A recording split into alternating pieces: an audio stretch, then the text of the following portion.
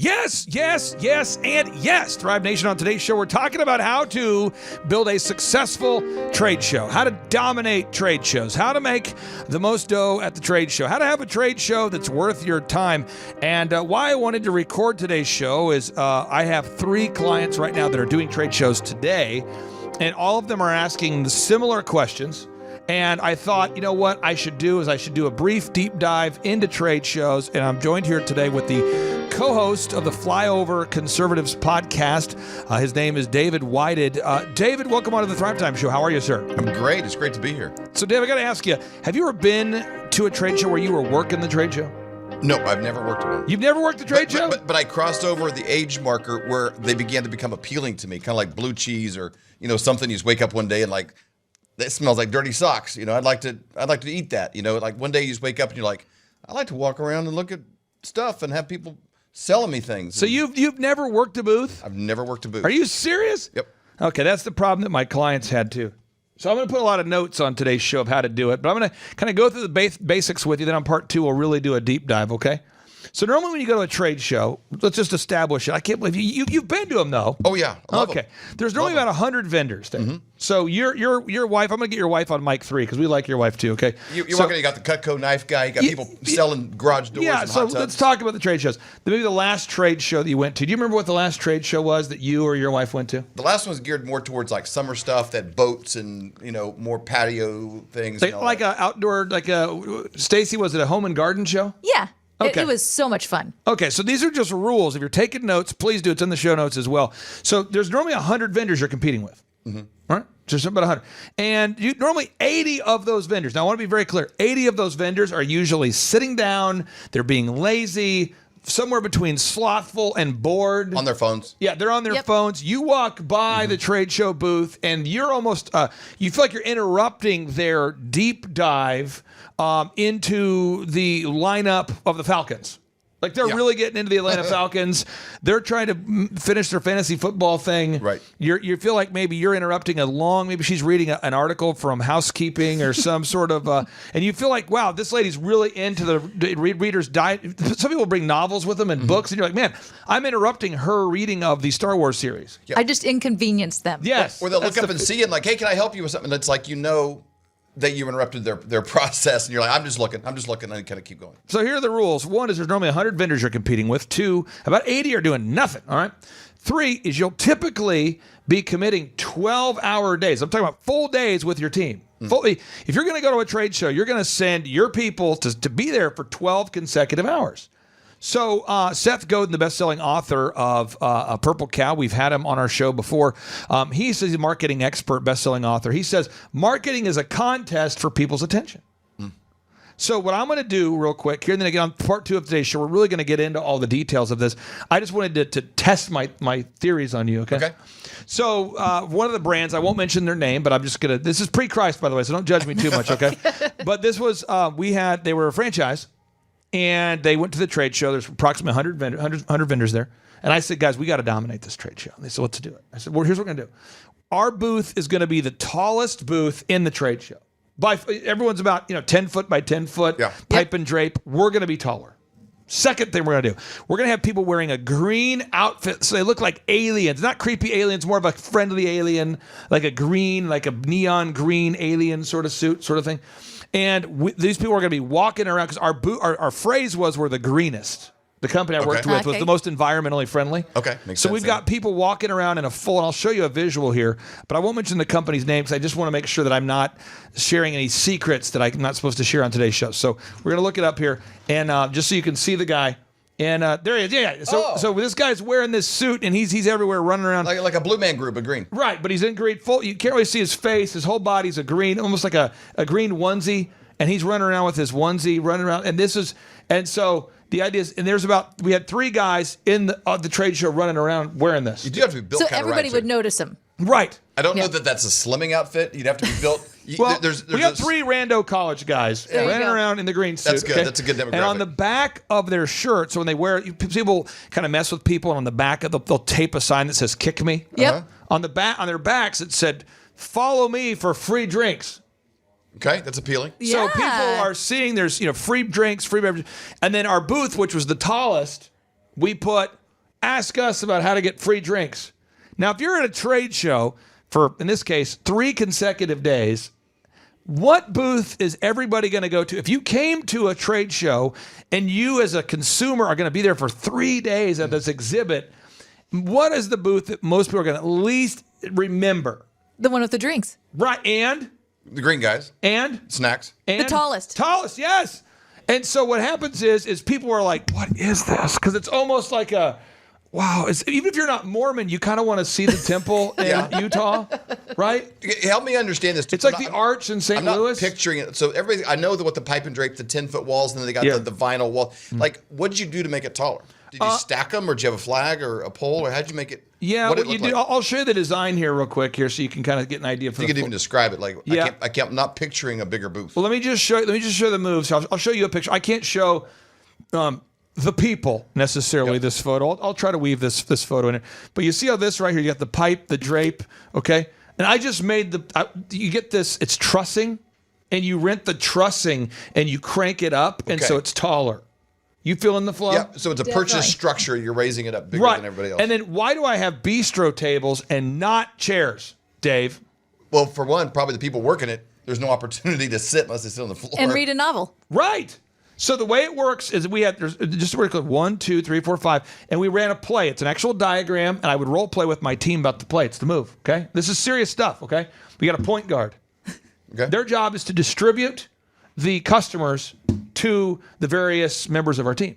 So if you're walking by my booth, I'm going to go to a company I own so I can be more detailed now. Okay. Company I used to own called Epic Photos, okay? Okay. So Stacy, you're the mother of the bride. You're walking by, okay? And this is what I'm going to say. Hey, are you guys looking for a wedding photographer? Absolutely. And I'm going to say that probably 1,000 times. And if you say absolutely, I go, well, let me bring you back here to my mobile office and to my guru, Super Dave, and he can take 30 seconds to tell you what we do. Okay. And we got that going on. What if they give you an answer like, maybe in the future, not the moment? Thank you for your time, and we move on. Okay. I only want to talk to people that are getting married who are looking for a photographer. Okay. Makes Right? sense. Yep. Now, the other move I did for this company, it's a powerful move, is you have a screen and it shows videos of Hawaii on it. And I wish I had a visual to show you here. So you got brides and grooms getting married, but you got drone footage of Hawaii, right? Okay. And I'd get my booth, and this image I have doesn't show it. I wish I had one I could show you. But it's the tallest booth, and it says, ask us how to win a free trip to Hawaii. Oh my gosh. So let's do it again. Okay. But imagine you walked into the booth and you saw that Hawaii thing. You're with your daughter, okay? So here we go. Role playing it again. Here we go. So, hey, are you looking for a wedding photographer? Yes, absolutely. Yeah, we'll step on into our mobile office, and Dave, he'll take 30 seconds to walk you through what we do, and he can also tell you how you guys can win a trip to Hawaii. Are you serious for like honeymoon or something? Yeah, it's really fun. What we're doing is we're doing free bridals or engagements for every single woman who's here, every bride. So it's free bridals, no cost, no obligation. That way it's like a try it before you buy it. Yep. Also, we have a price match guarantee, meaning that we will price match everybody here, plus we'll beat their price by 5%. So price beat guarantee. We'll beat anyone's price by 5%, and you get free bridals or engagements. No cost. And just by scheduling it, you're entered in for the chance to win the Dream Hawaiian Vacation. It's a $5,000 package. And the way it works is we're going to give away the winner after we shot all the bridal shoots. So you can probably have like a 1 in 300 chance. Wow. Would you like to schedule a free bridal or engagement? That's like a no-brainer. And that's there it is. Okay, we go back to it. So one, you got to have the booth that's the tallest. Everybody out there, steal these ideas. I'm giving you these ideas. Have the booth that's the tallest. And why, Dave, do you want the tallest booth? It stands out from everybody. And if you stand out visually like that, then you're probably better and bigger. And there it is. Yep. 2, More don't trustworthy. let your people sit in the booth. And you have to memorize this phrase, learn this phrase, practice this phrase. So if you're trying to sell, one of my clients today is trying to sell home remodeling. Okay. Great guy. By the way, his booth is looking good. And I hope he hears this show because he has a good looking booth. Oh, it's a beautiful. I'm gonna send this show to we'll call him Ronnie because that's his name. Okay. Code name Ronnie. Code name. Okay. I'm gonna send this is his booth. It's a beautiful booth. He just designed it. And it looks sharp. It's so sharp you're going to cut your eyeball looking at it. I mean, you got to be careful when you look at this thing. It is a hot booth. This is his booth, and it's kind of That is a good-looking booth. Look at that booth. It just says, "Please, let us remodel your house." I mean, just a beautiful. And so this is his first big trade show he's done, and I really wanted to record something for him and for people out there that are doing trade shows. You look at that. Oh, ooh. Look at that. Look, Dave. That's nice. So you want it's he's in a big arena. Aren't you going to at least stop by? Yeah, definitely. You got the lighting. We have Everybody wants their house to look like that. our producer at the Flyover Conservative Podcast, Colton, he has one of his autonomous desk stands, and he has this plaque on it that says, "First you sit, then you quit." Like standing changes the way you talk, changes the way you're doing everything. There it is. I agree. Having no chairs. I used to work at a restaurant. The manager had this motto: "If you got time to lean, you got time to clean." There it is. So, It's just moving, standing. It's powerful. There's energy to it versus when you walk by, you can tell the energy's low. Now, I'm going to make sure we're getting this idea. Make sure we're really learning something here. I'm putting all the notes on today's show notes. But again, you got to have the booth that's the tallest. You got to, because you understand you're competing with 100 people. And I don't care how motivated you are. You're probably only going to talk to 20 booths because you're going to get worn out. Mm-hmm. So you get a booth that stands out. You got to stand out. Then what you got to do, step 2, is you've got to have, it's marketing is a contest for people's attention. You've got to have a no-brainer. And why would I say, Dave, to someone like Stacy, I would say, well, hey, step into our office and Dave will talk to you for 30 seconds and tell you what we do and how to win the trip. You're not going to be there all day. You know that. Yep. It's perfect. It's the move. Because you have a wall like, I don't want to waste all my time talking to this person. And nobody has these thoughts. I'm not exaggerating. I used to go to these trade shows, Dave, and I would sell at the trade show. Sorry if I'm blasting your ears there. Nope. I would go to the trade show, and we would have, like, no exaggeration. We have a line of brides wanting to book appointments. And we would leave the trade show. And I pay my guys. This is important. People need to write this down. You pay your staff per appointment they set, or per review they get, or there's got to be a merit-based pay. Merit-based, yep. There it is. So I tell my guys, every appointment that you set with a bride that actually books with us, you're getting $100. So if she books us, you're making $100. Now, if the bride... That makes them want to sell it more. That makes them want to be there. They're not on their book, because they can't sit down anyway. That's more interesting than the football lineup. It is. Yes. And you say, hey, every time that you gather an objective Google review from a bride who's checked out our gallery of photos, I'm going to give you $5. So that rep can get 130 reviews, 140 reviews in 2 days. They're also able to book 20 to 50 really solid leads. It's a win-win. Wow. And every vendor's like, how is this possible? It is awesome. And we would dominate trade shows. But by default, let me tell you what you won't do. You're not going to have the tallest booth. You know why? Because you don't want to be embarrassing. You don't want to stand out. What are people going to think? Why waste your time? Why waste your time? But Dave, what is it that makes people want to not stand out? I mean, it's because every time I talk to a vendor, I'm not talking, Ronnie, I'm not talking about you. Ronnie, this is not about you. This is about me, Ronnie. No, but people say, I just don't want to stand out. Why? Not Ronnie, other people. I think we're groomed for that in school. You don't want to you don't want to do anything wrong. You don't want to get called out. You don't want to draw a lot of attention. If you're if you're in a meeting, your phone goes off. You don't want to be looking at you. You don't want to be different than anybody weird? else. Yeah, it's weird, but that's how it is. So also with the structure, I'm looking at Ronnie's pictures and what you did before. Like banks project that, like we're solid, stable. They got the big pill, like they project this image of like stability. Like when you see a booth like that, you're like, these guys, if they have a booth this good, they must know what they're doing. Exactly. You wouldn't have this great booth if you just started yesterday and you were a flake. And why I wanted to talk to you about this on today's show is because you guys have a really good booth that you do when you guys go to broadcast at events. Yep. And it looks to be structurally sound, visually sound. You put time into it. You could do Project Half-Ass, but if you're half-ass, your whole life is terrible. Someone should write that down. But if you're half-ass, your whole life is terrible. So you guys took the time to do it. And I hear all the time from people, this is a real thing, people that come to our conferences will say, hey, I want to get on that show. They'll tell me, how do I get on that show? And I'll say, and again, I like to fish just to see, because I like to learn from these people. I go, why do you want to be on that show? They go, oh, it just looks like a great show. It looks like a great show. They don't ask how many views you got, how good the interviewers are. They do judge you based on if you got some lights pointing up, if you've got the area. We put up so many of those air walls around it, it looks like the Grammys. Right. It looks like you're walking up to an award show. It makes people excited to be on the show. So again, folks, on part 2 of today's show, we're really going to get into the nitty-gritty of this, really into, what do you need to bring to the trade show? There's a big list of stuff you have to bring.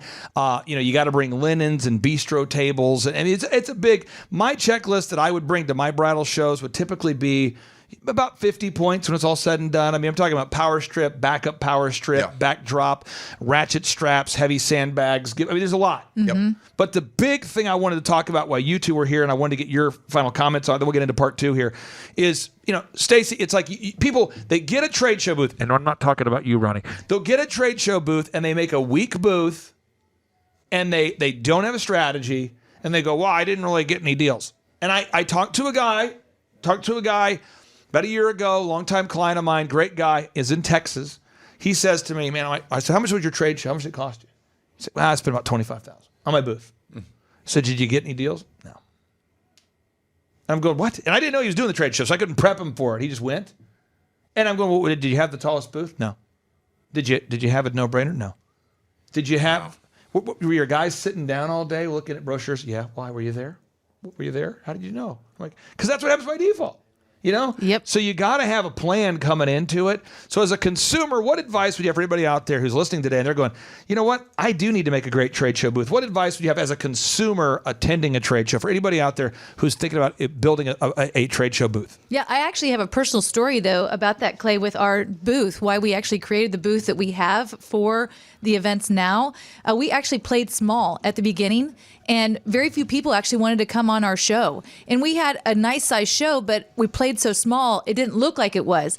And so the next event, we decided we are going to go all out. We're going to have all these air walls, all these lights. It's going to look so impressive. We did 50 interviews in 2 days, and because people, they want to get on our show. And so I just think it's so important what you're saying. Don't play small, play big, go all out. And so if I'm a consumer, I'm going to be looking for the people that they look professional.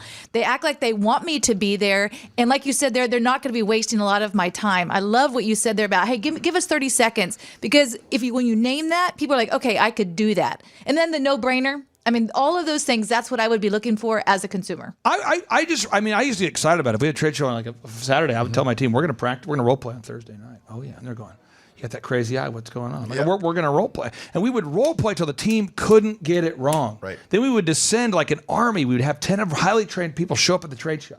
And we're asking the brides, hey, are you looking for a wedding photographer? No. Okay. You looking for a wedding photographer? Yes. Okay. Yes. If they say yes, the point would bring them back and go, well, let me introduce you to Dave. He'll take 30 seconds to tell you how to win a dream vacation to Hawaii and how to get free bridals and engagements. Dave, boom. And that the point always stayed out in the hallway.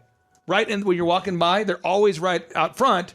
They're always the one who's right. They're kind of in the booth, and they're fishing for people to bring them back. Yeah. And it was the day just blew by 90 miles an hour. We never got slow, never got bored. It was unbelievable. And if you're out there listening today and you're doing a trade show and your trade show does not produce fruit and you're just tired of having a horrible trade show, listen to today's show. And if your name is Ronnie, codename Morales, this trade show, sir, you're going to have a great weekend. You're going to dominate. And I encourage you to listen to this show while you're setting up on the way home after day one, whatever, because you're going to have a dominant weekend. But this is how you do it. With everything that you're saying, too, it's much more process dependent than personality dependent. I think a lot of people, when they're thinking of doing a trade show, they're thinking of doing something. They're like, well, I'm not wired. Like, I'm not a real outgoing person. And what most people do at trade shows, you're walking by, they try to build rapport, make a great friend. Like, oh, look at that sweatshirt. You like the Chiefs? Me too. And man, there's some nice shoes you got there. And I got, No. And it's this big, long, drawn out thing. I'm more likely to stop and talk to somebody if they have a plan and they give me a time frame. They're like, hey, you got 30 seconds to do this. I would do that. But I kind of avoid the people that are trying to make a best friend so they can like friend me into their circle. Yeah, and it's so I hate to see people be unsuccessful at a trade show. And I'm going to walk you through all the details of this. There's so much into it. I mean, we talk about the goal. This is stuff I go over with my team. You get the attention of the ideal and likely buyer. Tell them the solution. Find the problem. Tell them the solution. Call to action. And I tell my team, have meaningful conversations. No meaningless conversations. No small talk. Right. None of that. What do you think about the Chiefs? How you doing? Great hair. To your point, it's just like, hey, you want to are you needing a wedding photographer? Yeah. Yes, I am. Great. You want me as a consumer, I know they're just doing that to try to get me in. So it feels dirty. It does. It's not authentic. And what you do is you just set appointments all day. I give my team quotas. Everybody on my team knows how many appointments they need to set just to break even. Folks, there's so much stuff we're going to learn on today's show. Get excited. Get yourself ready to go. Get out your pen and a pad. Prepare to take notes and enter into the Dojo of Mojo Fo Show. My name's Clay Clark right here on the Thrivetime Show. And a quick reminder, if you haven't subscribed to the Flyover Conservatives podcast, it's either A, because I'm a bad marketer, or B, because you hate yourself. So stop hating yourself and subscribe to the Flyover Conservatives podcast today. You can find them on Rumble, iTunes, other places. It's a blasty blast. That's the flyoverconservatives.com, flyoverconservatives.com. 3, 2, 1, boom. Broadcasting live from the center of the universe. Presenting the world's only business school without the BS. With optometrist and entrepreneur Dr. Robert Zellner and USSBA Entrepreneur of the Year, Clay Clark. Get ready to enter the Thrivetime Show on Talk Radio 1170. Yes, sir. It's Z and Clay, broadcasting from the box in the 918. Business school in the topic today. Check the syllabus, it's getting you paid. Making business boom is what we do. You can do it, let us show you. I'm a father. All right, Thrive Nation, welcome back to the conversation. Today we are talking about trade shows. Trade shows and trade shows. You see, a lot of people want to go to a trade show to pick up new business, to gain new clients. And so what we're teaching you today is how to dominate trade shows. You see, there's usually 100 vendors at a trade show or more competing for the attention of the customers.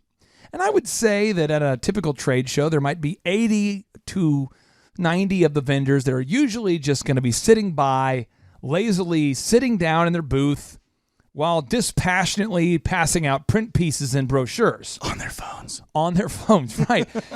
But you're taking typically 2 to 3 full days of your team's time. I mean, your team's going to be there like 12 hours a day for 2 to 3 days in a row.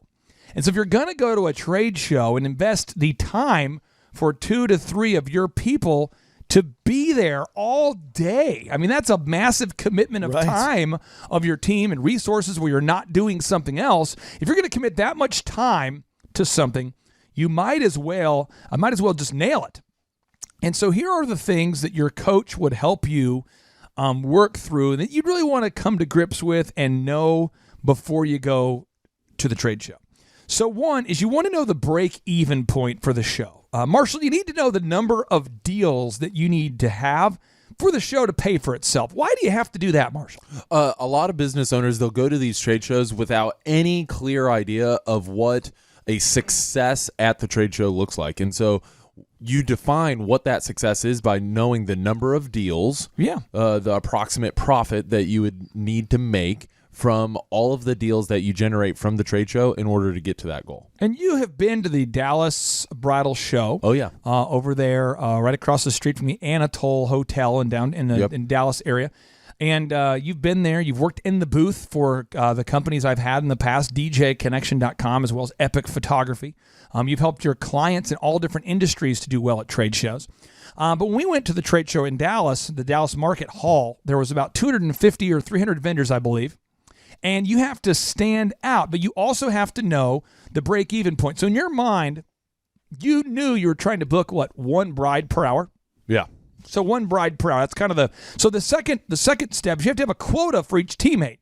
So when I'm at the show and you've worked a booth with me or you've worked a booth with our team, we're not sitting around, are we? I mean, we know how many we have to get to. No, the difference is a lot of business owners and other vendors are just sitting there passing out these flyers, and they don't care whether or not somebody comes to their booth or not. In fact, we kid around when we were down there, like, how do some of these vendors come back year after year after year? Well, we just got our name out there. Yeah. And just got our name out there. So if you need a book 1 per hour, that means that you got to set 5 appointments per hour, which means that you got to talk to probably about 10 people per hour, which means you got to get rejected about 20 times per hour. We're just getting our name out there. And setting quotas is a thing I see a lot of people not want to do, like holding their team accountable. Right. And you've got to place a sense of urgency with those team members that are working your booth, or they will fall into the same thing everybody else is doing. They'll start talking to the people at the next booth. They'll be sitting there on their phone. They have to know, hey, we have got to sign up, like you said, 1 an hour or whatever that is. So at the Dallas Market Hall, there's like about 300 vendors. And it costs us all in to rent the booth. It's about $1,000 for all the decoration and stuff to put in the booth. The setup, it's another $1,000 or $2,000, and then to pay the team to be there. All in, it's about $5,000 to go to a show. So I know specifically how many weddings we have to book to make the show pay for itself. The third thing is you have to have a game plan that's proven to work, and your coach will help you through the game plan. But this could be a very, very long training session. Because there's so many details to master, which is why we have a ton of videos available for you at thrivetimeshow.com. We're putting a link to those videos on today's training because there's a lot of details, but you have to have a proven game plan to make the trade show work. Then the final thing you have to have is you have to have the willingness to actually train your team until they reach a level of excellence before attending the show.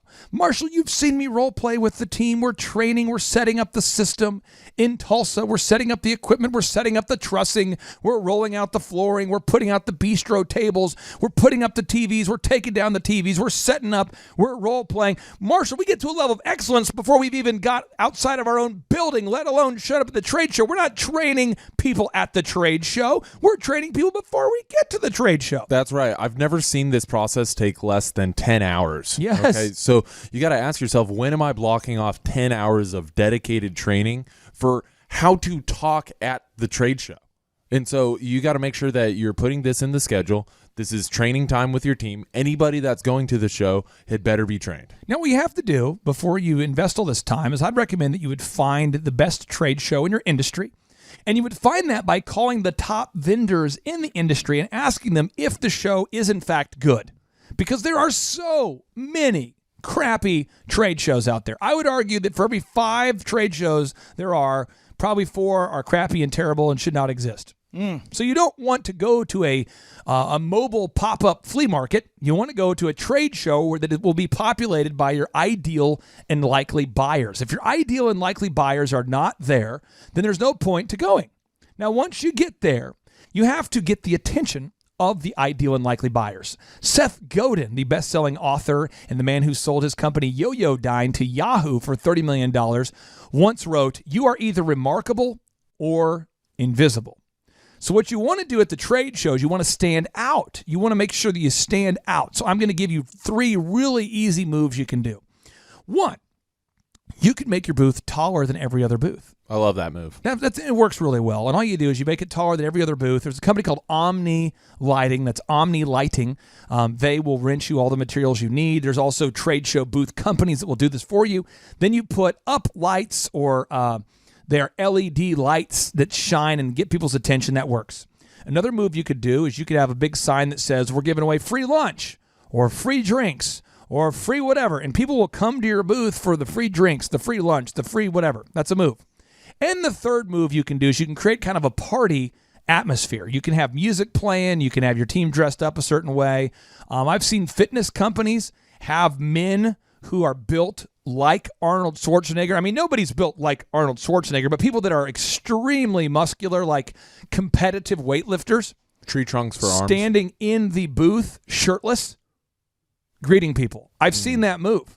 I've seen them do it where they've got polo shirts on that are impossibly too small and they don't fit, and they're just in the booth greeting people. Yoked. I've seen people put a Lamborghini in their booth to get people's attention. Did you tell me a story one time about a client that had the Green Man suits? They were Yes, and this is a move. One particular client I worked with, they had a trade show, and at the trade show, they had men wear a green suit, so it looked like the man had no... like a faceless man. Yeah, it's weird. And they wore a green man suit. And if you go to YouTube and you type in the OxyFresh Green Man, you can see this guy, the Green Man.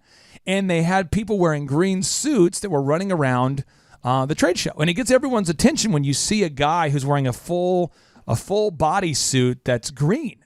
With no face. With no face. Yeah, it works, okay? So the whole point of the trade show, though, is to first get the attention. The next step is you want to have a meaningful discussion with your ideal and likely buyers. And the third step is you want to set an actual appointment. The goal at the trade show is not to get a deposit at the trade show. So let me give you an example. People would walk by your booth, and your booth would be getting everyone's attention because the booth is taller than everybody else. And then you would say, "Hey, are you in need of home siding?" And they would say, "Nope." Next person, "Hey, are you in need of home siding?" "Nope." "Hey, are you in need of home siding?" "Nope." "Are you in need of siding for your home?" "Nope." "Are you in need of home siding?" "Yeah, actually I am." Marshall, you saw that happen in our own office. Yep. Remember that? You were working with Tom, the siding guy. Oh, yeah. And you were doing training on getting ready for a trade show, I believe. That's right. And you said what? You said, "Hey, are you in need of siding or something?" Yeah. Remember that? I told him, you just got to ask everybody, Are every you single in need person. of siding? Yep. And I walked in the room and I said, "I am." I am in need of siding, actually. Wait, I think I do need. And you guys were just role playing. We're role playing. But I sincerely needed siding. Yeah. And lo and behold, who's doing our siding now? And you should probably ask everybody that isn't at a trade show, are they in need of siding? And I think we're kind of an expensive customer. I think we have a lot of siding we need. I think it's kind of expensive. Oh, shucks. Oh, shucks. I think it's like $15,000 of siding we just had to put on or something. Yeah, it's. I mean, but it's important. You got a that big you're deal there, Tom. Oh. You got to ask everybody, every single person at the trade show. You're asking them. You do not be discouraged if somebody says nope, not looking for it. So you have to ask everybody. And typically if you ask 100 people at a trade show filled with ideal and likely buyers, whether it's a home and garden show or a wedding show or something, about 3 to 5% of the people will say, yes, I am in need of a photographer. I am in need of siding. I am in need of whatever it is you're selling, Chup. One thing that I learned from doing the wedding shows with your system, Clay, and with you and with Marshall and some of the other guys was that preparing your team for that exact mindset, just telling, like, make it fun. Like, oh man, another rejection. Oh, just got stone-faced, just got stonewalled, whatever. Like, We you make know what it I mean? fun. Make it fun. You are going to get told no and ignored so many times.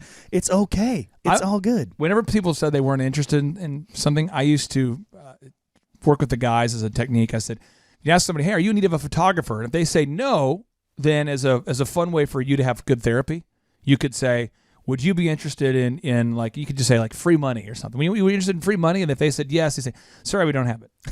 Just so you can see Get a yes. that if you had what the person wanted, then they would be interested. But a lot of people start to say this false narrative. They say, everyone at the trade show is not here to buy anything. They're just wasting their time. Well, really, but so you ask somebody, hey, are you in need of photography for your wedding? And if they said no, then you go, would you be interested in free money? And if they said yes, you realize that they're not rejecting you, they're rejecting the question. Right. That's the move. So then what you do is you have to have a trade show checklist. And your coach will help you do this. But the trade show checklist has 30 items that you have to bring. So, Chup, I'm going to list them off here. Oh, yeah. You got to have, one, lead sheets with the standardized pricing. And if you want an example, we have it available for you on today's show notes. You just go to thrivetimeshow.com, you click on podcast, and this whole checklist is available for you. If you're ever wanting to be at a trade show, you've got to get to this information. I'm telling you, it's the secret sauce. Companies have paid me thousands of dollars to help them have a successful trade show, and we're giving away that knowledge for free. 2, you got to have a no-brainer offer, an offer that's so good people can't say no to it. 3, you've got to have trussing and a booth design that makes sense, and we have an example available for you on today's show notes. You want to have flat screens that show your company's name and some kind of movement. You want to have 8 up lights, 4 bistro tables, 4 linens for your bistro tables, 1 6-foot table, 1 linen for your 6-foot table, 1 laminate flooring, 4 clipboards, and 1 person whose entire job is bring people into your booth. And then you have to have 4 salespeople whose entire job is to set appointments, 1 appointment setter whose entire job is to, and you get it, there's a big list. Big old list. And your coach will help you. But the final capstone thought I want to give you on this is there is no shortcut to greatness. You have to invest at least 8 hours in training your team before the show. When they get to the show, they already need to know how to set appointments. They already need to know how to follow up. They already need to know how to be successful. It's a trade show, not a train show. Nice. But you want to prepare your team so that you can hold them accountable. Because if you haven't properly trained your team, then you can't hold them accountable. So get with your coach for details on how to run an effective trade show. James, on part 2 of today's show, I am so fired up to sell you folks on a vision, to share with you a vision. You say sell? Well, I mean, I want to communicate to you, influence you, get you excited about this idea that you too can be successful. I think a lot of people think, well, I cannot be successful because I'll walk you through the excuses most people say. You ready? I'm ready. I'm too old. They go, I'm too old. And you go, bro, you're 35. Right. Oh, I'm too old. You don't understand. Most people who are making money today, they get made young. I'm too old. Or you hear people say, I'm too young. Too young. I'm 35. What? You were 35? You meant you were too old. Yeah, well, I'm too young too. Hey, what? You hear that, right? People say the time's not right. Timing's not right. You know, it's an election year. The year's going to be like you've been saying that for 12 consecutive elections, or for the last 12 years. You know. Well, yeah, but under Obama, it wasn't a good fit. Under Trump, it wasn't either. I just, timing is not right. Age is not right. Timing is not right. I don't have any money, they say. I don't have money. Don't have money. Damn money. Well, can I tell you a story on today's show, James? James, we're going to tell you about the Tim Redmond story. Are you excited to talk about this? I love this story. And why do we like Tim Redmond so much? Because he's an honest guy who always honors his agreements. That's the kind of guy he is. That's the kind of guy he was. And we love Tim Redmond. And let me tell you about Tim Redmond. That's Tim Redmond. First off, Tim Redmond, this is a guy who he showed up into my world, and you're going to hear his testimonial in just a minute. It's going to be incredible, okay? And he was saying that he was basically, as a consultant, was perpetually stuck at around 5 to 20 clients, you know? And he did not have a team, photographer, videographer, web developer, search engine optimizer, workflow mapper. He didn't have a team to help him grow his business. He didn't have a team. He didn't have an office, James. He did not have an office. He did not have an office to onboard new people. He had an office, but it wasn't a place where he was, confident in onboarding new people. He didn't have a onboarding spot that was conducive for hiring new employees. He did not have a really unique value proposition. So when a customer says, "What do you do?" He didn't have that in place. He didn't have a one sheet, didn't have headshots, didn't have video testimonials, didn't really have a website that converted, didn't have a online strategy to generate leads. In the event that he did generate leads, he didn't have a team needed to help him execute, didn't have a unique value proposition, didn't have an opportunity to speak at conferences. But what he did have was a desire, James, to become successful. That's where it all starts. And so Tim Redmond, he reached out to me, and that's redmondgrowth.com. Tim Redmond, he reached out to me. He says, "Hey, could you help me grow my business?" And I'll just give you a high-level relationship so you understand this. I said, "Tim, I'll do it." And we ended up we provided Tim free office space. I actually trained Tim's first employees because he didn't know how to train for his first employees. In fact, I trained his son. I taught his son the systems. Then we provided the photography, videography, web development, search engine, all the back-end supporting services to help his clients as he got new clients. We taught him a proven system to generate leads. We optimized his website. We helped him get in the news and the media. We helped with his online reputation. And James, we did a lot of stuff. Now, let me tell you this. We helped Tim Redmond to grow his business. Now, somebody out there, do the math. We helped him grow from 5 to 20 clients that were kind of, the number would go up and down. He didn't have any control over that number. And we helped him grow to over 100 clients. And James, he was charging the average client over $1,700 a month. So, James, this guy goes from a one-man show with 5 to 20 clients at any given time to a laser show. Right. Where he's generating $170,000 a month. Wow. Of revenue. We helped him double his business every year he worked with us. That's incredible. Oh, it's actually unbelievable. It's not believable. You'd go, "That's unbelievable." So we're going to share with you, James, the success story on part 2 of today's show of Tim Redmond. And I think when you listen to it, you're going to say, "That's unbelievable." A lot of inner dialogue there. You're going to go, "This is unbelievable." But it is believable. And I want you to hear directly from Tim Redmond how we helped him to change his life. And I just think it's going to blow your mind when you hear this story. So, James, I'm excited to share this because, money is an amplifier, James. That's what money is. Right. When I say money is an amplifier, what does that mean? It means if you're a good person, you'll do more good things. And if you're not a good person, you'll do more not good things. Yeah, and so the thing about Tim Redmond is money was an amplifier for Tim Redmond. Right? That's great to hear. It was a great thing. It's great to amplify Tim Redmond. And you know why we decided to work with Tim Redmond? Because he's an honest guy who always honors his agreements. He was an honest guy who always honored his agreements. That's the kind of guy he was. That's why we helped amplify him, right? Right. And so I'm if you're out there today and you say, "Now's not a good time to be successful. I don't have the money." Do you know with Tim, we said you can office in my office for free. Bro. That's a low price. I said, "Tim, you know what? You can speak at my conferences for free. I'll let you attend my conferences. I'll teach you how to become a speaker. I'll teach you how to generate leads. I will teach you all the systems." So all you had to have was ambition. So Tim Redmond showed up with ambition, and we helped him scale. And again, you look at the things we did for him, it's pretty incredible. And you look at the success he had, it's almost unbelievable. But that's why I want you to hear directly from Tim Redmond. Tim Redmond on, you got to look it up, guys. This is a Tulsa business success story by the name of Tim Redmond, Timredmond. Look him up, Tim Redmond, an unbelievable success story who we were excited to amplify. Because, James, you know what happens if you amplify the wrong person, if you put energy and time into the wrong person, you help them scale a business and they're not a good person, you're really helping to scale a nefarious person. Right. But in the case of Tim Redmond, we decided to work with Tim. And you never got a chance to work with Tim directly because Tim, I worked with him before you got here. You know, That's right. But to your knowledge of what you've heard, because there's so many. You look at the success. You look at it. We as an organization decided to work with Tim Redmond because why?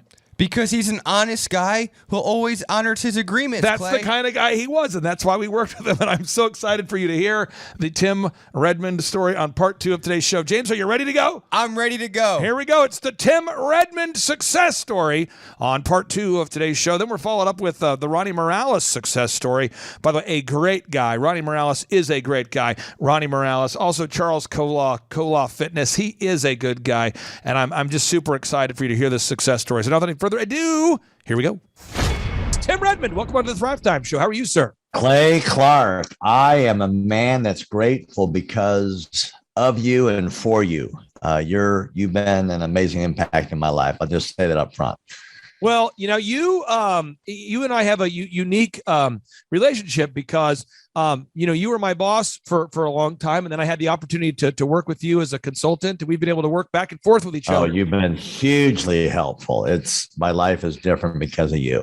So I want to ask you this. When you meet with business owners today, where do you find that most business owners are stuck? Like when you say you're talking to somebody out there and they have an accounting practice, a dental practice, a contracting business, and they're stuck. What are the areas where you see most business owners where are they most predictably stuck? In the same place that I was stuck when I reached out for your help. I did in marketing. I did not have a process of constant stream of leads coming in because of lack of marketing, and then I lacked a sales workflow that once the lead came in, that I could aggressively process it through to get them to come on board, so that I could help them out.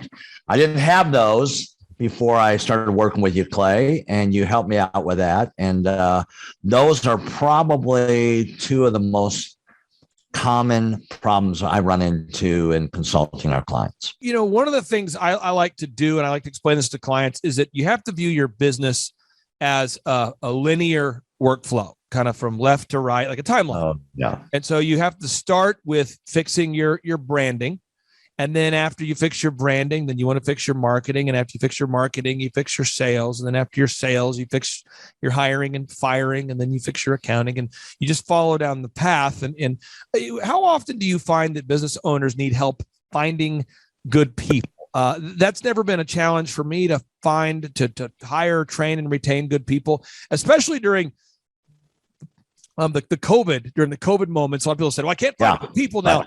I still have never had a hard time finding people. But I mean, have you, what are your thoughts on that? How often are business owners how often are they struggling to find good people? Well, most of who we get is we handle specialty docs and contractors. We market aggressively to go after contractors. So that's most of our clients. And that, I would say, Clay, that is the number one need. And one of the biggest reasons they come on board to get our help here is they cannot find decent people that'll show up and actually work. Huge problem. Finding good people,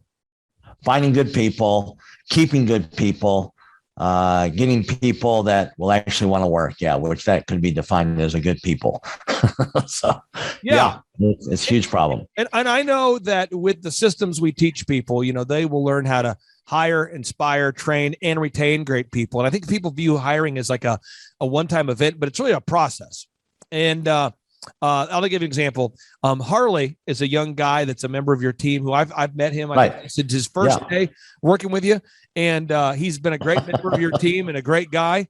But a lot of people I speak with, they say I have a hard time retaining employees for more than a month or two. If you had to give people tips on how to hire, inspire, train, and retain good people, what would you say to them if anybody's listening and they're struggling to find and hire, inspire, train, and retain good people? Yeah, well, there's a number of things here. First of all, you want to create an environment that people are attracted to. So one of the biggest requirements, or the biggest ways that a leader becomes effective, is they create an environment.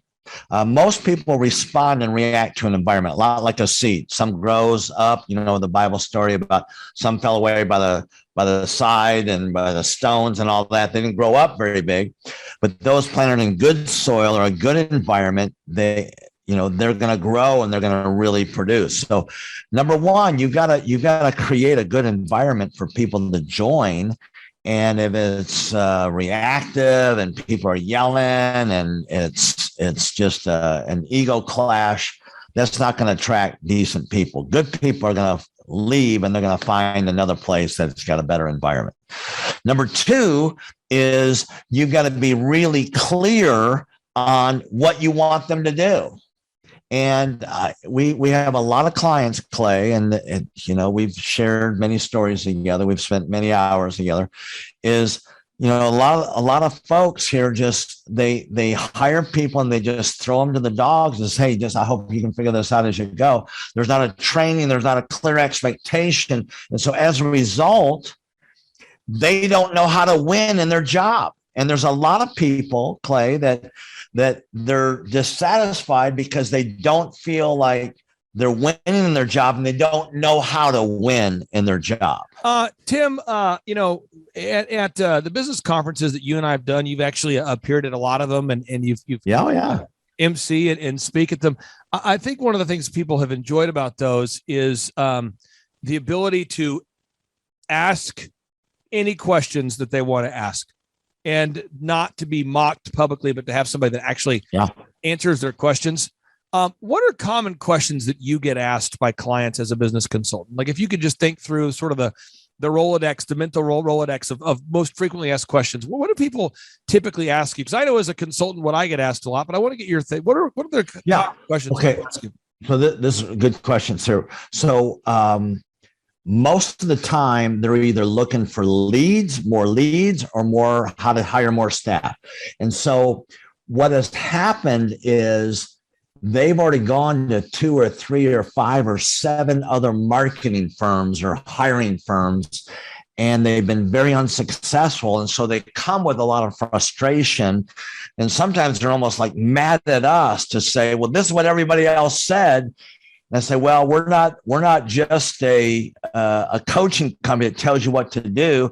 We're a do-it-for-you coaching company. So we're going to do a lot of this stuff and implement it yourself.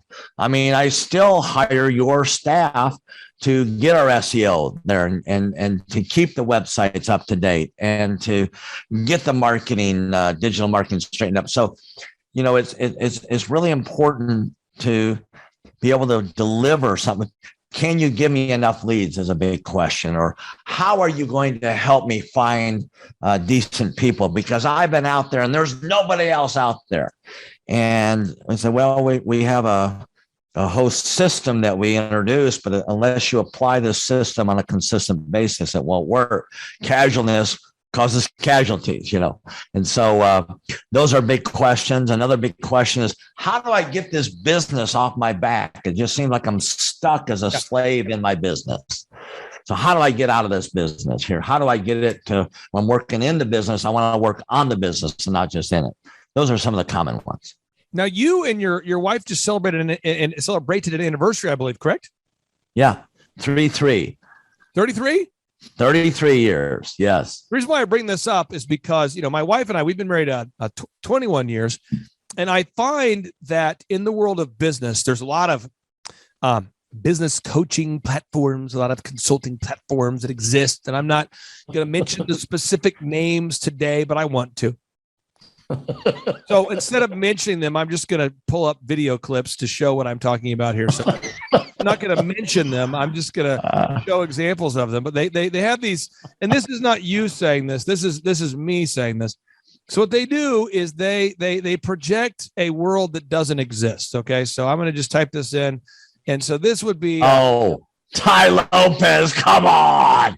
Okay, so here we go. So this is a lot. I mean, seriously, a lot of people come to me after having been to a workshop that's similar to this one. So this guy's name is Ty Lopez. And Ty Lopez, this is an actual commercial that he's running right now on YouTube. Watch this. You know what I like more than flying in a private jet like this? My books.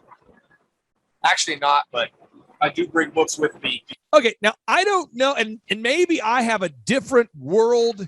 Maybe I come at the world from a different angle than a lot of people, but I've never been in a private jet with a guy like this and a girl like that and a girl like that and a guy like that talking about books. Nor have I ever been in a private jet with people like this. But the point is, the idea that he's selling, look at this. Because we were just talking a little bit earlier on the question was how to figure out what you should do with your life, like your destiny, what you're meant to do, what your purpose is. And I don't know that I want life advice from her or from her or from him or from him. And then you go, and again, and people say, Clay, why are you mentioning him specifically? Because I'm trying to speak to my specific, to your specific potential ideal and likely buyer. There's only a certain number of clients we can work with at any given time. And I just want to be very clear. So this is another example of what we are not. Let me just hit play here. Here in my garage, just bought this new Lamborghini here. Oh, gosh. Here in the Hollywood Hills. But you know what I like a lot more than materialistic things? Oh, here we go. Knowledge. Oh. In fact, I'm a lot more proud of these 7 new bookshelves that I had to get installed to hold 2,000 new books that I bought. It's like the billionaire Warren Buffett says, the more you learn, the more you earn. Now, maybe you've seen my TEDx talk where I talk about how I read a book a day. You know, I read a book a day not to show off. It's, again, about the knowledge. In fact, the real reason I keep this Lamborghini here is that it's a reminder that dreams are still possible, because it wasn't that long ago that I was in a little town across the country. Here we go. Sleeping on a couch in a mobile home with only $47. $47. That's exactly how many dollars he had. He remembers because he counted how many dollars he had. Yeah. And Ty Lopez, I mean, he's got an unbelievable, he has so many different examples of what he does. This is just Ty Lopez. These are, you know, this is Ty Lopez. He's so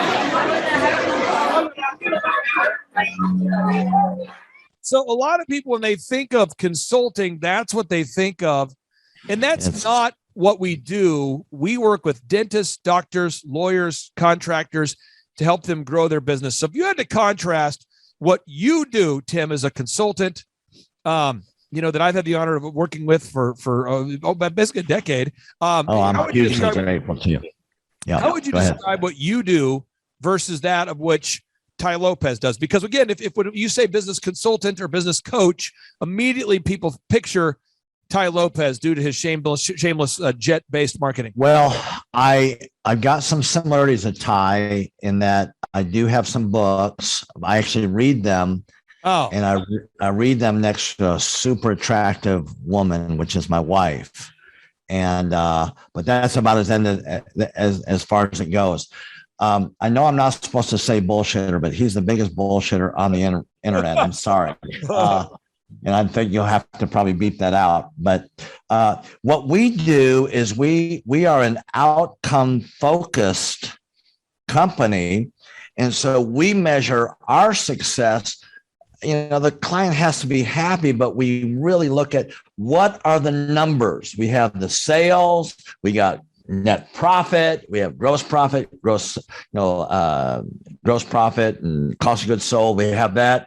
We've got how much money you have in the bank account. We actually measure that. We count it.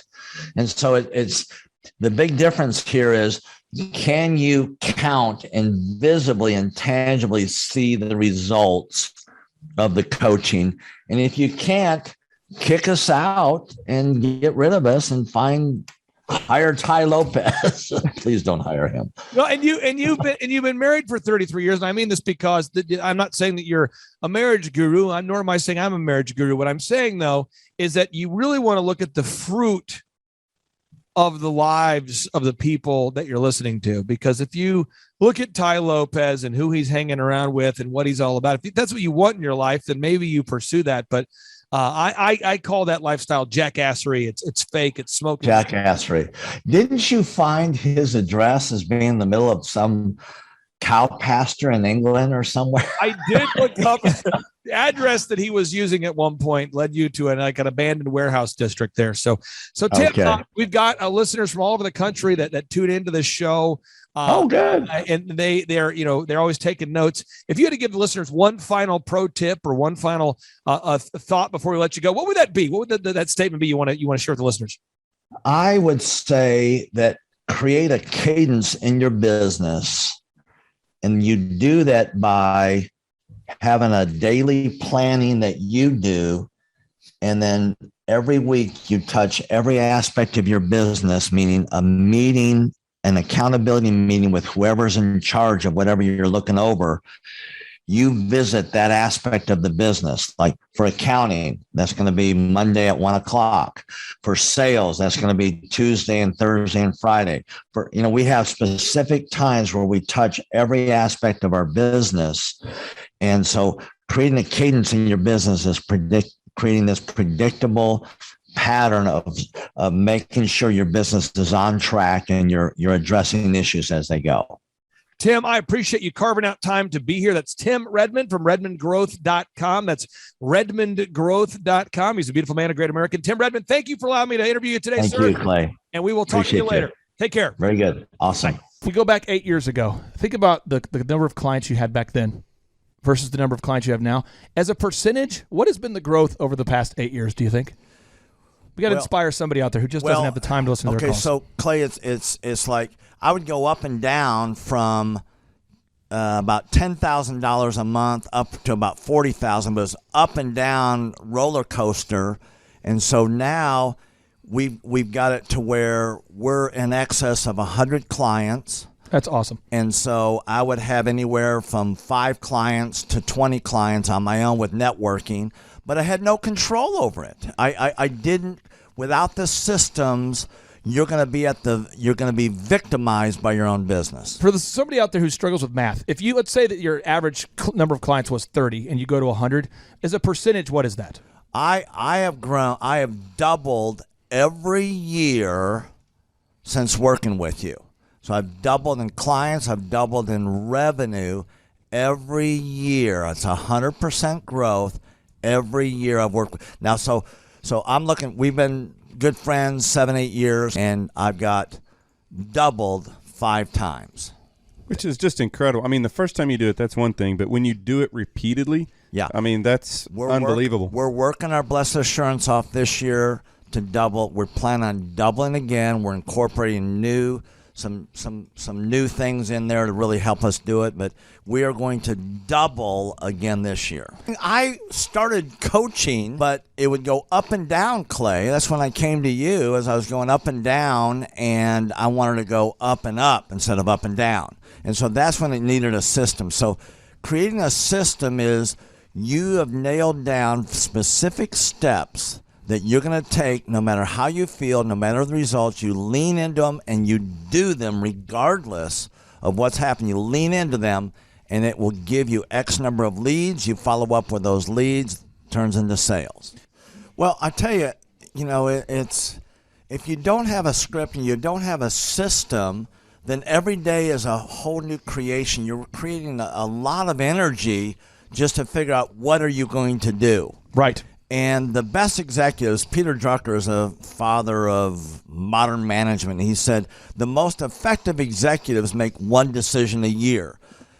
What you do is you make a decision, what is your system, and then you work like the Dickens to make sure you follow that system. And so that's really what it's all about. So with a script here, we have a brand new gal that just came in working for us. She nailed down the script, and she's been nailing down appointments. Usually we try to get one appointment for every 100 calls, We make 200 to 300 calls a day per rep. Right. And she's been nailing down 5 and 8 appointments a day. Somebody out there is having a hard on that time. script. So she's making how many calls a day? She's making between 200 and 300 calls a day. And our relationship is weird in that we do. If someone were to buy an Apple computer today, Yeah. and or let's say you bought a personal computer, a PC, the computer is made by, let's say, Dell, but then the software in the computer would be Microsoft, let's say, or Adobe or whatever that is. So I basically make the systems. And you're like the computer, and I'm like the software. It's kind of how I would describe our relationship. Yeah. Tim, I want to ask you this. You and I reconnected. I think it was in the year 2000 and what was it? Maybe 2010. Is that right? 2011, maybe, or no, maybe further down the road. Maybe 2013. 2012. Okay, so 2012, and at that time I was 5 years removed from the DJ business, and you were how many years removed from tax and accounting software? It was about 10, 11 years. We met, how did we re-meet? What was the first interaction? There was some interaction where you and I first connected. I just remember that somehow you and I went to Hideaway Pizza. But do you remember when we first reconnected? Yeah, well, we had that speaking thing that... there it was. So it was Victory Christian Center. I was speaking there. My name is Robert Redmond. I actually first met Clay almost 3 years ago to the day. I don't know if he remembers it or not, but I wasn't working with him at the time. I asked to see him and just ask him some questions to help, direct my life, to get some mentorship. But I've been working with Clay for now just over a year. The role I play here is a business coach, business consultant. I work with different businesses, implementing best practice processes and systems that I have learned here by working with Clay. And the experience working here has, to put it real plainly, has been just life-changing. I have not only learned new things and have gained new knowledge, but I have gained a whole new mindset that I believe wherever I end up will serve me well throughout the rest of my life. Since working with Clay, I have learned so much. I mean, I would like to say almost everything about business in terms of the different categories. I haven't learned it all. But I've learned all about marketing. I've learned about advertising. I've learned about branding. I've learned how to create a sales process for organizations in any industry. I've learned how to sell. I've learned how to create repeatable systems and processes and hold people accountable. How to hire people. It's almost like every aspect of a business you can learn. I have learned a lot in those different categories. And then again, the mindset that I've gained here has been huge. Working here, you can't be a mediocre person. You are a call to a higher standard of excellence, and then as you're called to that standard here, you begin to see those outcomes in every area of your life. That standard of excellence that you want to implement, no matter what you're involved in. I would like to describe the other people that work with Clay are people that are going somewhere with their life. Marshall in the group interview talks about how the best fits for this organization are the people that are goal oriented. So they're on their own trajectory, and we're on our own trajectory. And the best fits are those people where there can be a mutually beneficial relationship, that as we pursue our goals and we help the business pursue those goals, the business helps us pursue our goals as well. And so I'd say people that are driven, people that want to make something of their lives, people that are goal-oriented, they're focused, and they're committed to overcoming any adversity that may come their way. Clay's passion for helping business owners grow their businesses it's unique in that I don't know if there's anyone else that can be as passionate. Whenever a business starts working with Clay, it's almost as like Clay is running that business in the sense that he has something at stake.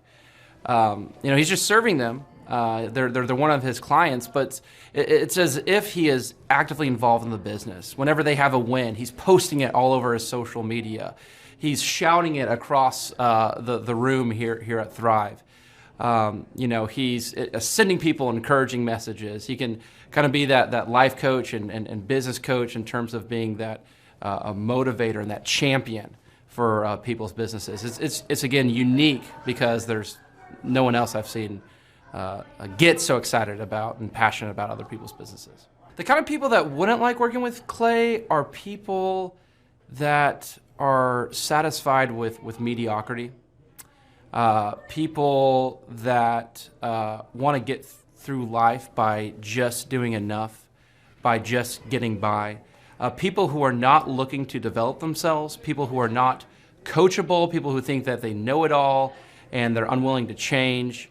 I would say those are the type of people. In short, anyone that's content with mediocrity would not like working with Clay. So if you're meeting Clay for the first time, the advice I'd give you is definitely come ready to take tons of notes.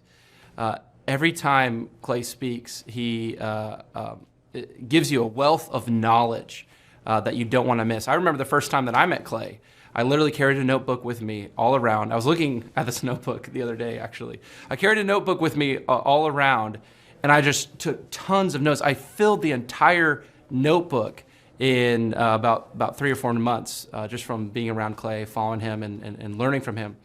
And then I would say, come coachable. Be open to learning something new. Be open to challenging yourself. Be open to learning and adjusting parts about you that need to be adjusted. If we go back 8 years ago, think about the number of clients you had back then versus the number of clients you have now. As a percentage, what has been the growth over the past 8 years, do you think? We got to inspire somebody out there who just doesn't have the time to listen to their calls. Okay, so Clay, it's like I would go up and down from about $10,000 a month up to about $40,000, but it's up and down roller coaster. And so now we've got it to where we're in excess of 100 clients. That's awesome. And so I would have anywhere from 5 clients to 20 clients on my own with networking, but I had no control over it. I didn't, without the systems, you're going to be victimized by your own business. For somebody out there who struggles with math, if you, let's say that your average number of clients was 30 and you go to 100, as a percentage, what is that? I have doubled every year since working with you.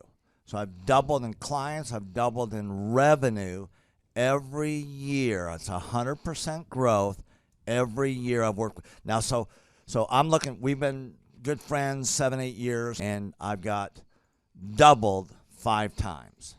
Which is just incredible. I mean, the first time you do it, that's one thing, but when you do it repeatedly, yeah, I mean, that's unbelievable. We're working our Blessed Assurance off this year to double. We're planning on doubling again. We're incorporating some new things in there to really help us do it, but we are going to double again this year.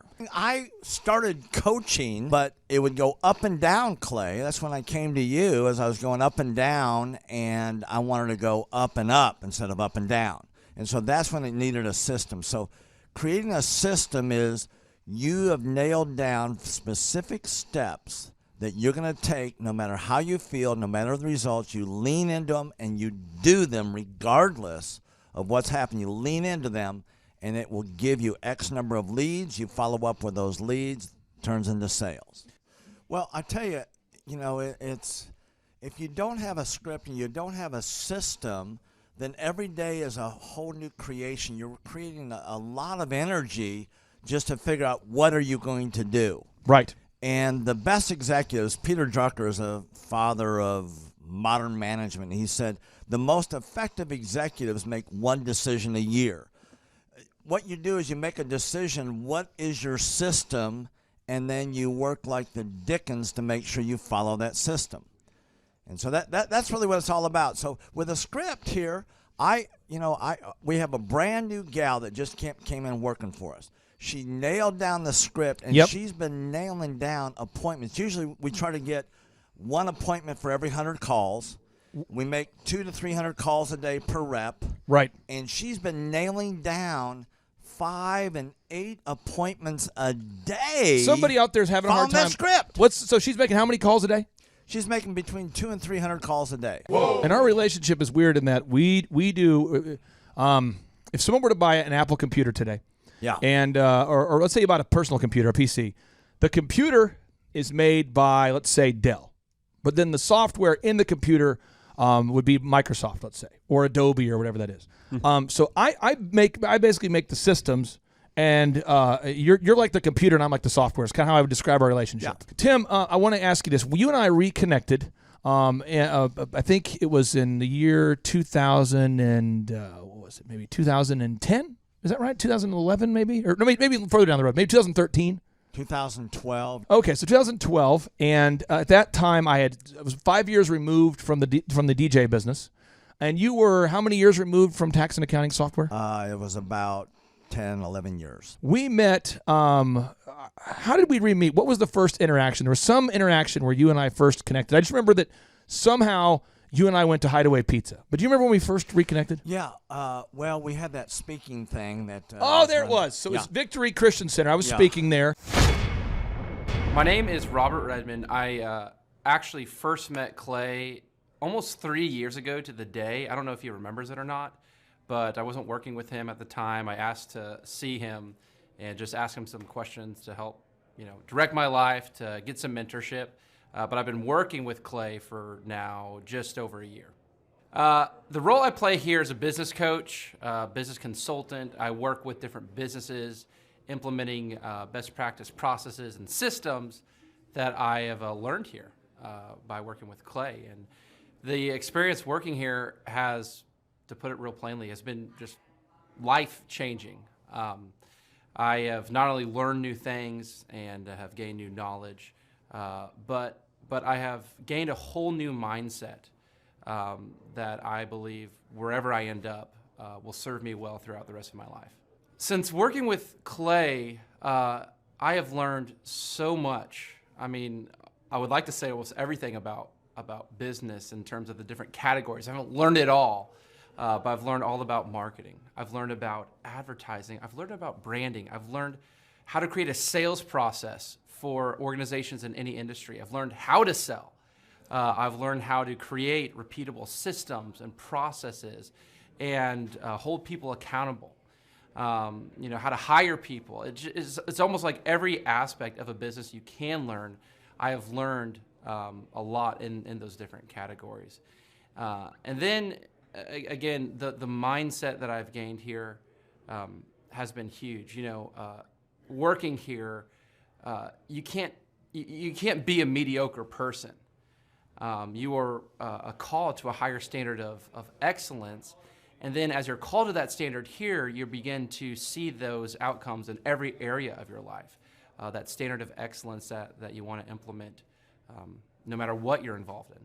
I would like to describe the other people that work with Clay are people that are going somewhere with their life. Marshall in the group interview talks about how the best fits for this organization are the people that are goal oriented. So they're on their own trajectory, and we're on our own trajectory.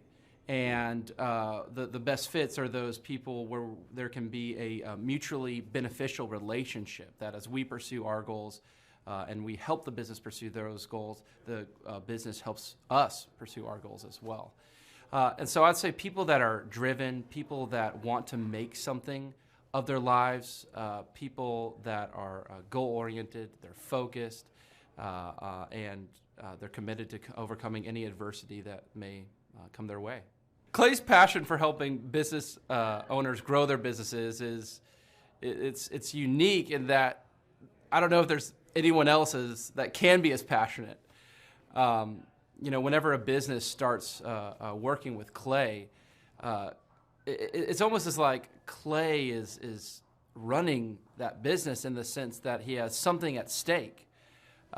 He's just serving them. They're one of his clients, but it's as if he is actively involved in the business. Whenever they have a win, he's posting it all over his social media.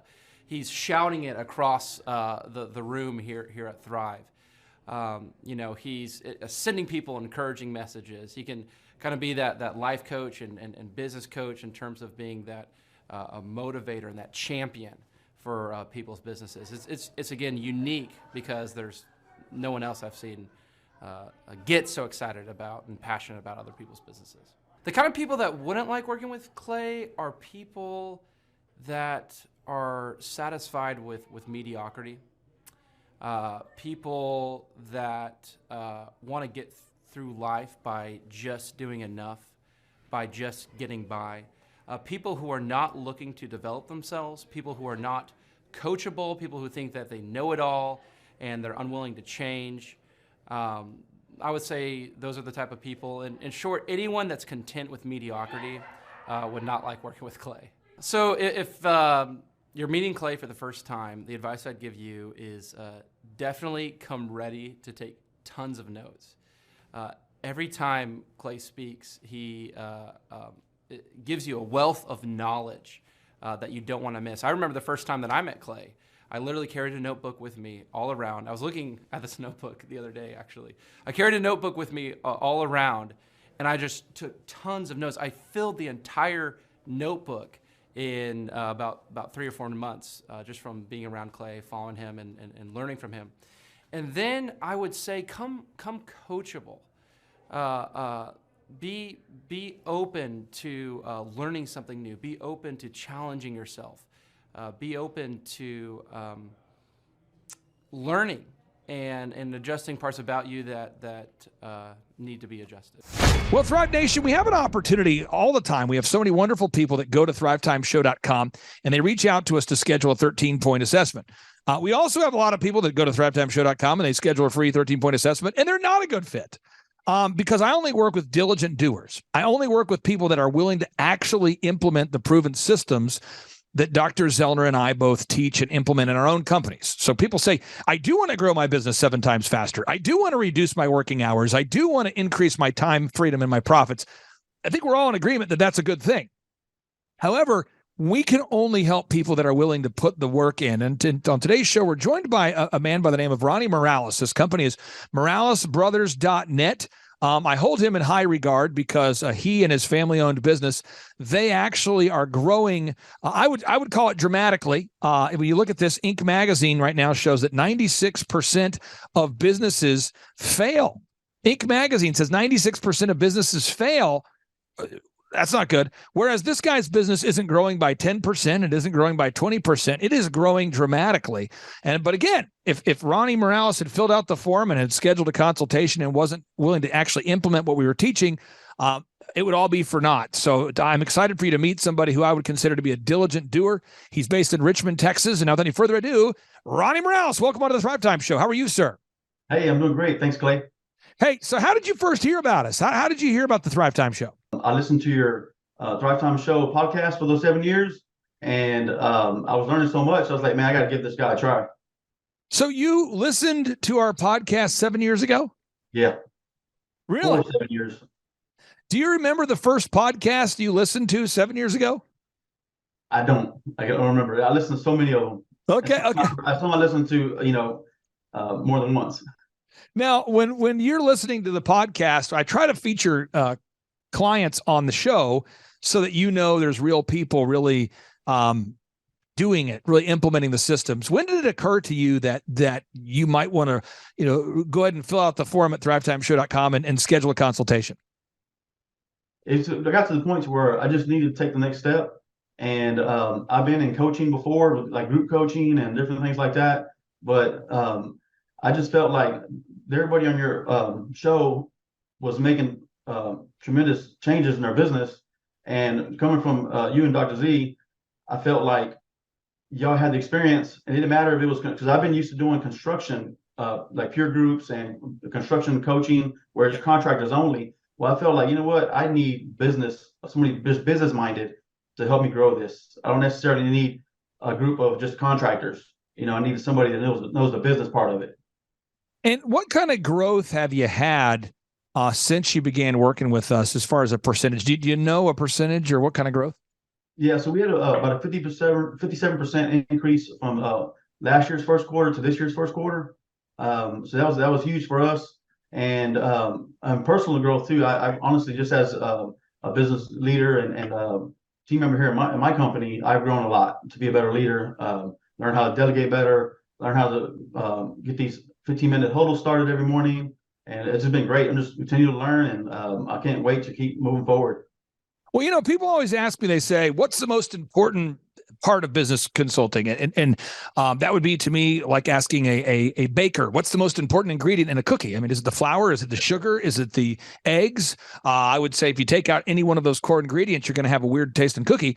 So in our business consulting, we focus on marketing, branding, sales, hiring, leadership, management, accounting, all of those things. So let's kind of go through the process from just a branding perspective and a marketing perspective. How has the business consulting impacted your company? No, it's been great. The branding, the marketing. I mean, people around town are telling us, "Hey, I've seen your trucks here and there. I see you all over the place." When people are searching Google or whatever it is, they're finding our videos and they're reaching out to us. I think one of the biggest parts with business coaching for me has been the accountability. Like just having somebody to tell me, like, "Hey, get this, and this done, and have it done by this day," and we move on to the next step. So it's been great. Now we have a weekly meeting. The purpose of a weekly meeting is so that you have a week to get your homework done. We have a week to do our homework. I mean, we do photography, videography, web development, search engine optimization, and you and I meet on Saturdays at 6:30 a.m. I find a lot of my clients like to meet in the mornings. How important is it to have that weekly meeting? Because I'm 42, but when I was 21, I was hiring business consulting programs that would do quarterly meetings or oftentimes even monthly meetings. And I found that nothing got done. How important is it for you to have a weekly meeting? I think it's very important as a business owner to have that weekly accountability to make sure you're staying on schedule. Because as a business owner, you wear so many hats. It makes it difficult to get the important things done that you need to get done, but that you want to put on the back burner. But when you have somebody to be accountable to, and it's a weekly thing, and they're steadily putting in your ear, like, you got to get these things done. Get the reviews. Get the video testimonials. It just makes it to where you have an assignment and they just get it done. Now, at the business conferences, we walk people through the entire system. This is the system we teach from. This is from my newest book called A Millionaire's Guide to Becoming Sustainably Rich, which everyone can download for free right now at thrivetimeshow.com/millionaire. You and I, we track the numbers every week. So box number 1, we establish those revenue goals. We do that. We know the break-even numbers. We know how many hours you're willing to work. This is crazy. You're married. Your wife loves you. You love your wife. I'm not ever advocating during our coaching meetings, like, forsake your family and grow your company. Can you talk about that, how important it is to work with maybe a coach that understands that you want to have a healthy family and a healthy company? Oh, I think it's very important. Like yesterday, I had a good dinner with my wife, and we had a good evening with live music and really enjoyed each other's company. I took my kids camping twice this month already for 4 days, and we're enjoying the summer. But I think it's very important that as a business owner, as you put the hours in, put the hard work in, but you also take the time to spend with friends and family. I mean, it's important. Rising up early to get in my meditation time is very important to me too. So I think just, again, having somebody that knows the value of these things is important. Now, as we go through, I mean, you are knocking it out with the marketing and the branding and all the things we have to do to optimize your website and make the ads work. We've determined your unique value proposition. We've improved the branding. We have a 3-legged marketing stool. We know how to generate leads online and offline and referrals.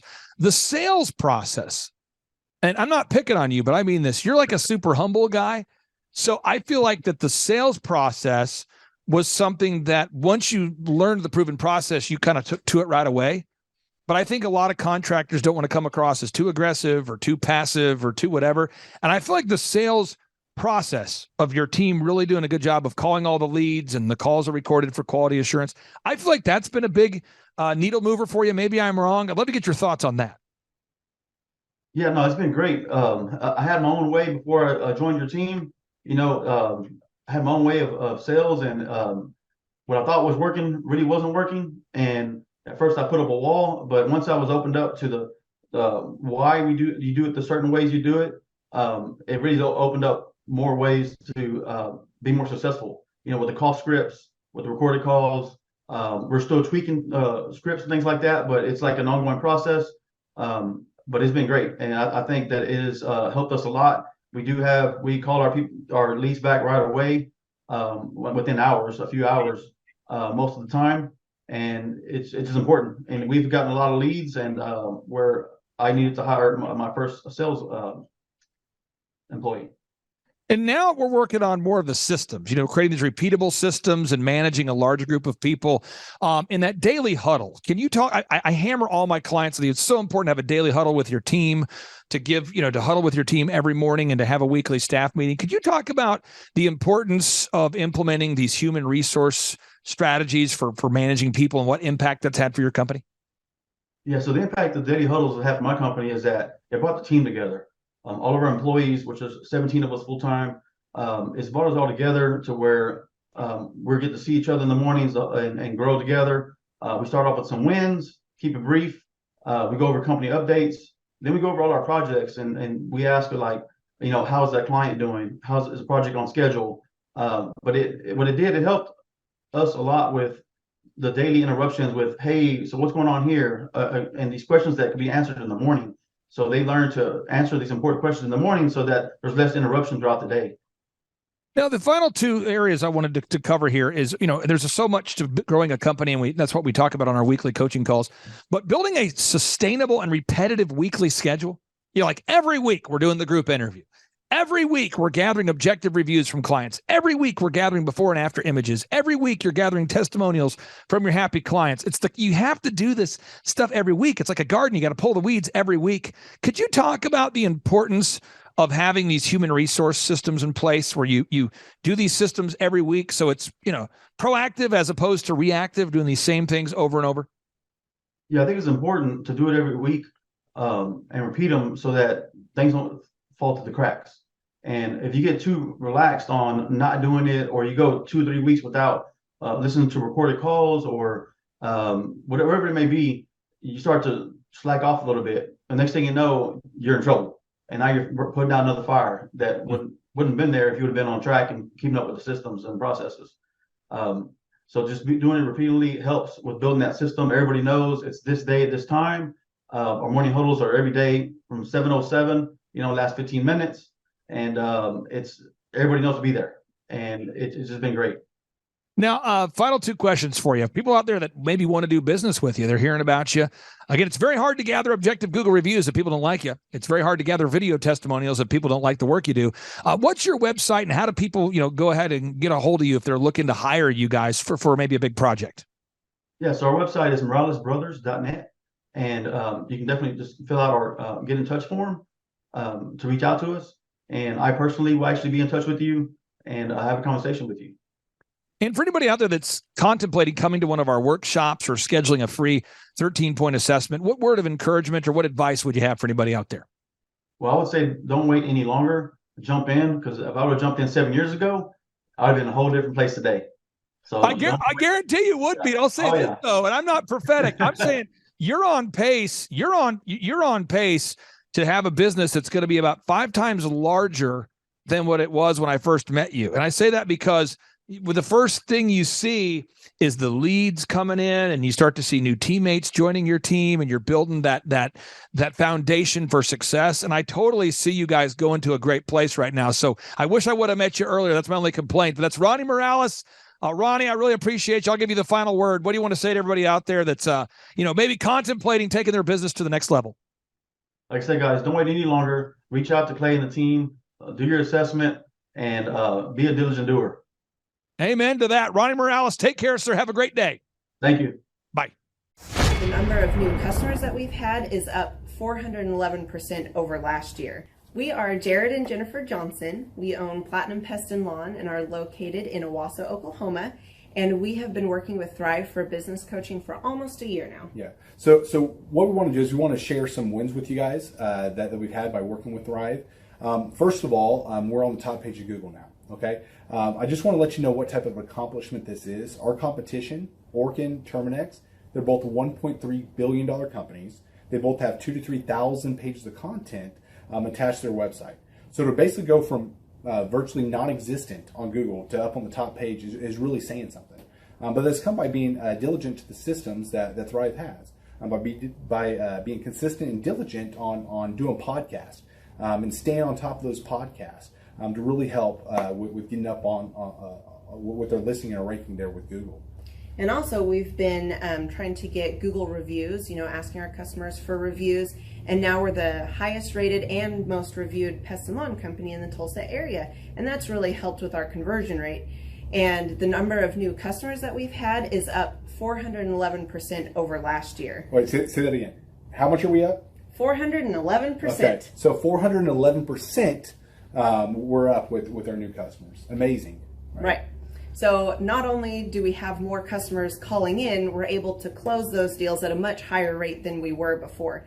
Right now, our closing rate is about 85%, and that's largely due to, first of all, like our Google reviews that we've gotten people really see that our customers are happy, but also we have a script that we follow. And so when customers call in, they get all the information that they need. That script has been refined time and time again. It wasn't a one and done deal. It was a system that we followed with Thrive in the refining process, and that has obviously the 411% shows that system works. Yeah. So here's a big one for you. So last week alone, our booking percentage was 91%. We actually booked more deals, more new customers last year than we did the first 5 months. Or I'm sorry, we booked more deals last week than we did the first 5 months of last year from before we worked with Thrive. So again, we booked more deals last week than the first 5 months of last year. And it's incredible. But the reason why we have that success is by implementing the systems that Thrive has taught us and helped us out with. Some of those systems that we've implemented are group interviews. That way we've really been able to come up with a really great team. We've created and implemented checklists. That way everything gets done and it gets done right. It creates accountability. We're able to make sure that everything gets done properly, both out in the field and also in our office. And also doing the podcast, like Jared had mentioned, that has really, really contributed to our success. But that, like I said, the diligence and consistency in doing those and that system has really, really been a big blessing in our lives.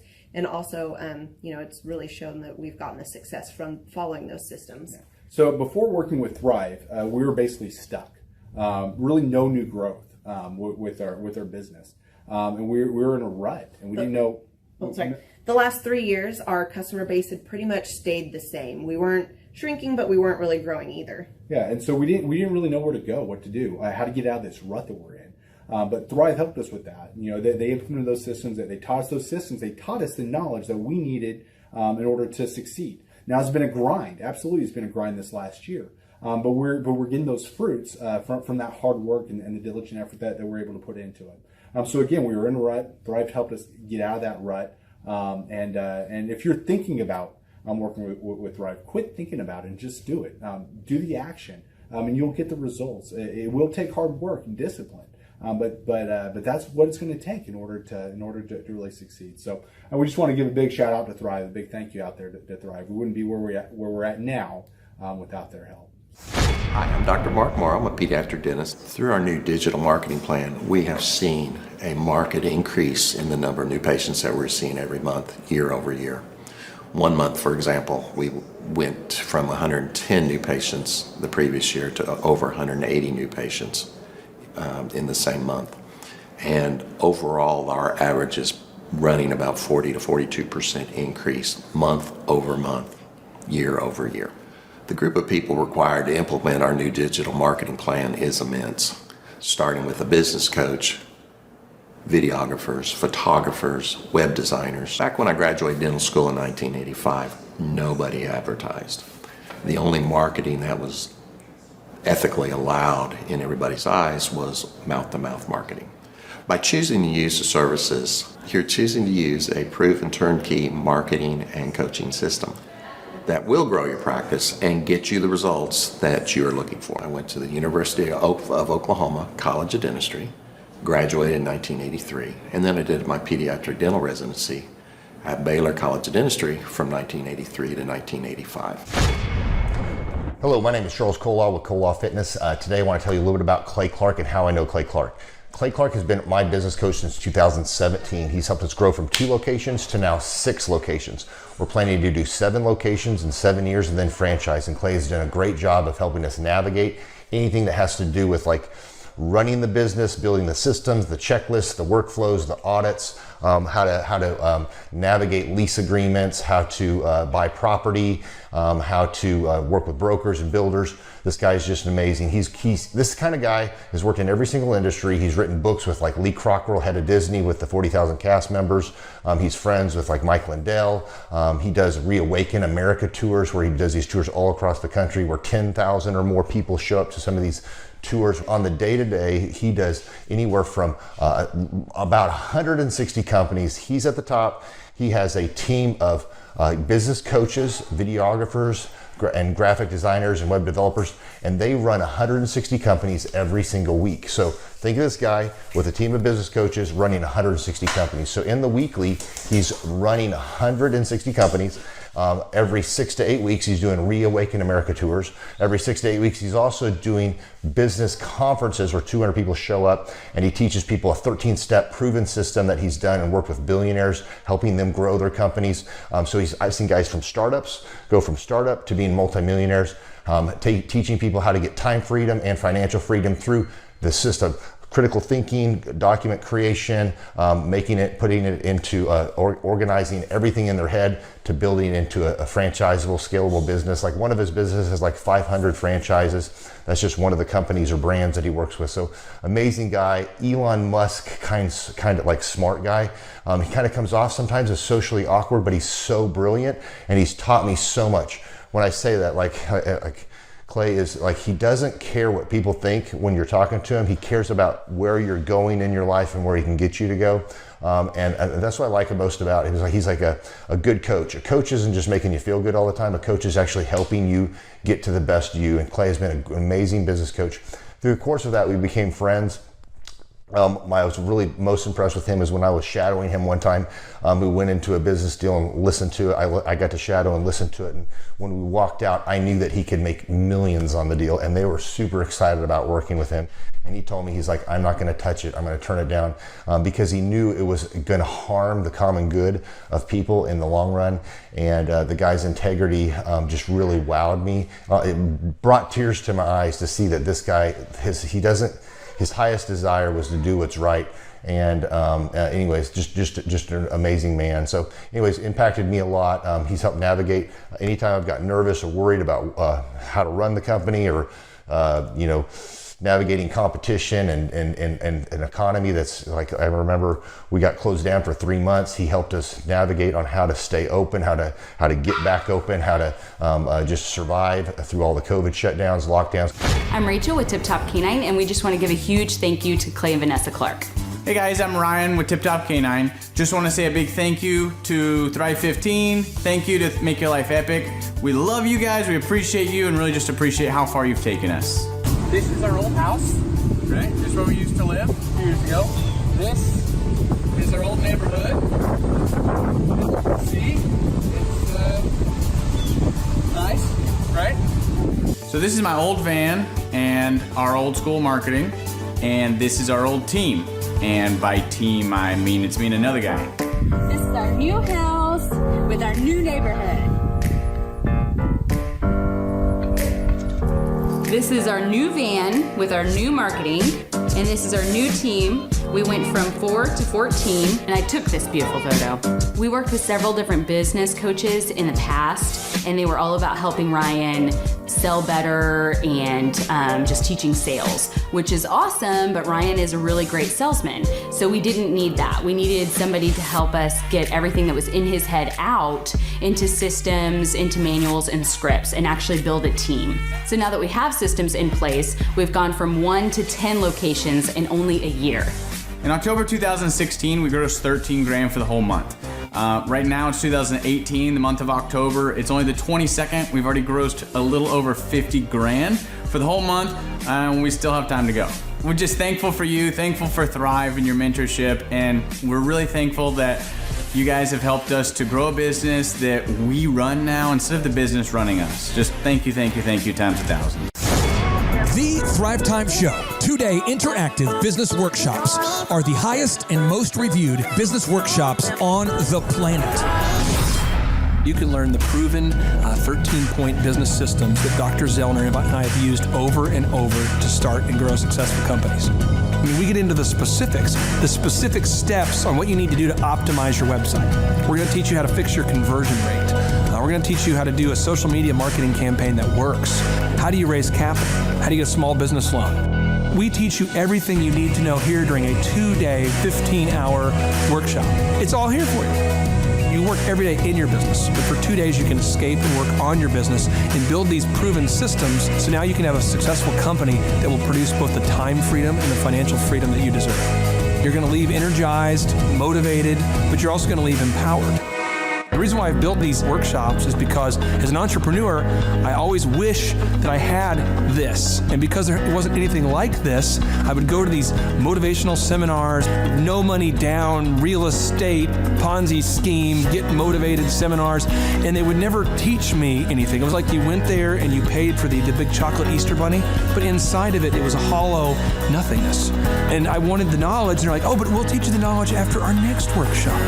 And the great thing is we have nothing to upsell. At every workshop, we teach you what you need to know. There's no one in the back of the room trying to sell you some next big get-rich-quick, walk-on-hot coals product. It's literally, we teach you the brass tacks, the specific stuff that you need to know to learn how to start and grow a business. And I encourage you to not believe what I'm saying, and I want you to Google the Z66 auto auction. I want you to Google elephant in the room.